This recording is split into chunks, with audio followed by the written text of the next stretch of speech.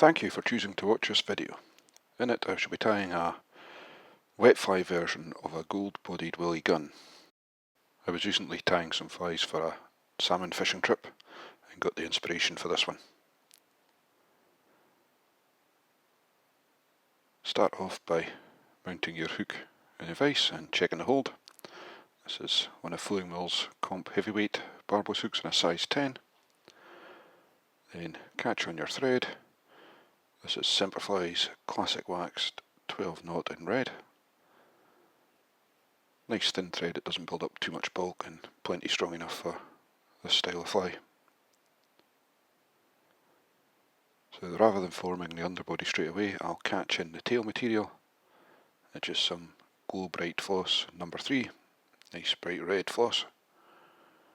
Catch in with a few wraps and pull to length. You want to leave a little bit of space for finishing off the head, and then we'll catch in the tail, forming the underbody as we go. Just check that the tail's sitting on the top of the shank, nice and square, and if you hold the tail under tension as you're winding it down, it'll help make the thread wrap sit nice and neatly together. And tie it into the rear of the shank just before you get into the curve of the hook, or roughly where the midpoint of the barb would be on a barbed fly. So next step will be to tie in the rib, but first we want to take the thread up to the top of the body. And once there, we'll tidy up the tying point of the floss as we catch the rib in, keeping the rib on the underside of the body. You can push it round if you need to.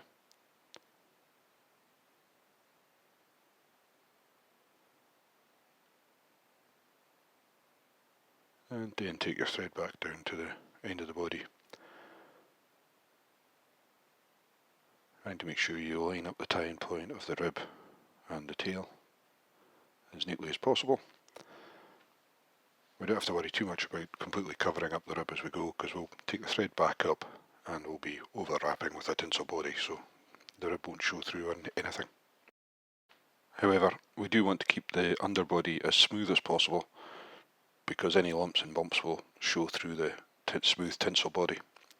So it's worth taking your time just to make sure you're happy with how the underbody is and it's all nice and smooth. Once you are, we'll catch in our body. It's a gold holographic tinsel with a few wraps of thread, and then we'll wind it down in touching or slightly overwrapping turns to the tail of the fly. It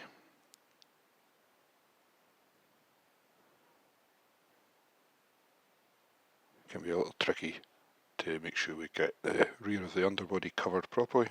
Just take a little bit of time, make sure you're happy with the coverage, and then wrap the tinsel back up the body to the tying point, again in slightly overlapping turns. If you want a more robust fly, you could put a little bit of varnish over the body before you wrap the tinsel. Once you've got back up to the top of the fly, catch in your thread. Keeping in mind that we do need to leave a little bit of space, as we'll be tying in 3 hackles at the head of the fly. Trim off your waste tinsel, and then we'll move the wire out of the way for when we're pammering the hackles, and we'll trim the tail.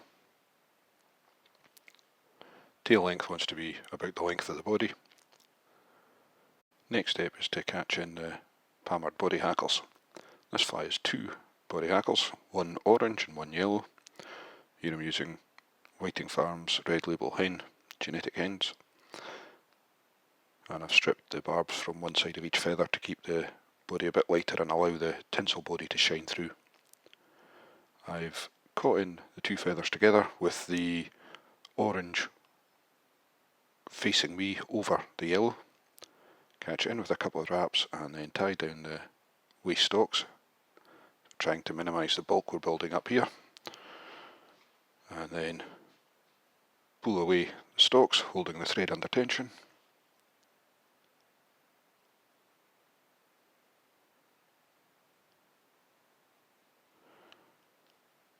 Then I'll pull the hackles under a little tension to make sure the stalks are lined up and in line, and I'll catch them with my hackle pliers.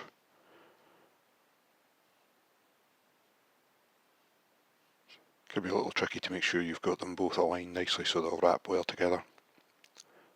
Just take your time, make sure you're happy that they're securely caught, and we'll put a single wrap at the head of the fly, and then we'll palmer in open turns down the body. If you keep the angle you hold the feathers at consistent, you should get a nice even palmer. Once we're at the rear of the body, catch the hackles in with the rib, and again rib up the fly in nice even open turns, typically getting the same number of turns of rib as hackle in this one, and catch the wire in at the head with a few wraps of thread.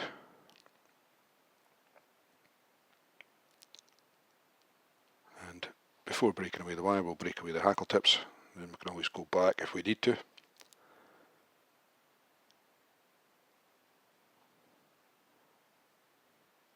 Breaking away the hackle tips like this gives you a nice clean cut at the rear of the fly.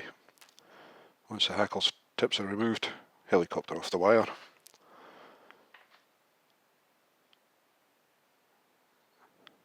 And tidy up the head of the fly, positioning it for tying in the head hackle, making sure we're not trapping any of the body hackles as we do this.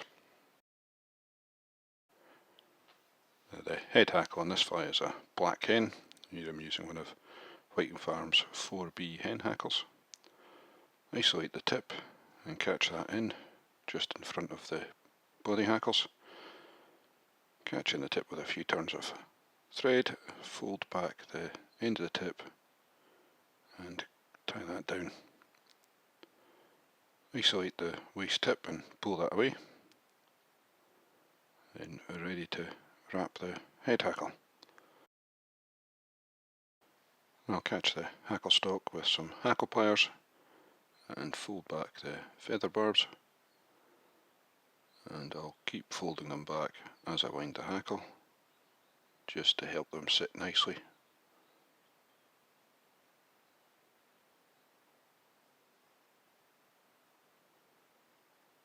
Now you can vary the number of turns of hackle depending on the feather and the effect you want, but in this fly I think I'll probably end up using most of this feather. As it's not got a high barb density, I think I might even use 5 or 6 turns of hackle on this. Once you're happy with the hackle, catch in the stalk with a couple of turns of thread. You don't need to worry too much where all the barbs are pointing just now, trying not to catch too many pointing forward though. Then fold everything back and form a nice neat head, catching in the hackle stalk as you go. Once you're happy with the head of the fly, keeping the thread under tension, break away the hackle stalk. Again, this leaves a nice clean break point in the hackle stalk at the head of the fly. Then I'll take a toothbrush or velcro just to make sure I'm happy with how the hackles are sitting and there's no feather barbs trapped, or not too many are trapped. Then final tidy up with the head, and then you're ready to whip finish. A 3-turn whip finish is plenty enough for this fly and this thread.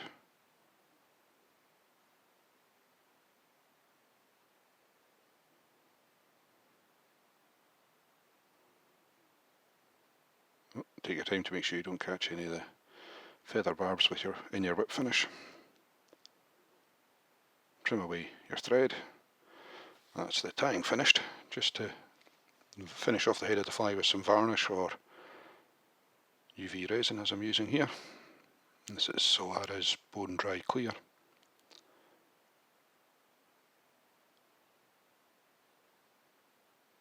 Take your time applying the resin or varnish if that's what you use, making sure you don't get, or try to avoid getting any in the feather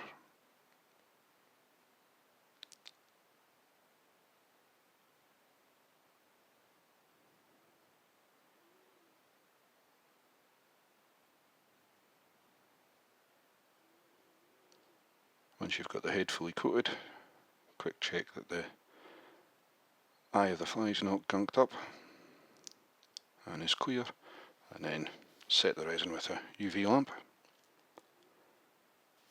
Again, thank you for taking the time to watch this video. I hope you've enjoyed it. If you have, please drop it a like and follow my channel to keep up to date on any future videos. Any comments and feedback are always welcome, and if there's any flies you'd like to see me tie, please just mention them in the comments and I'll see what I can do.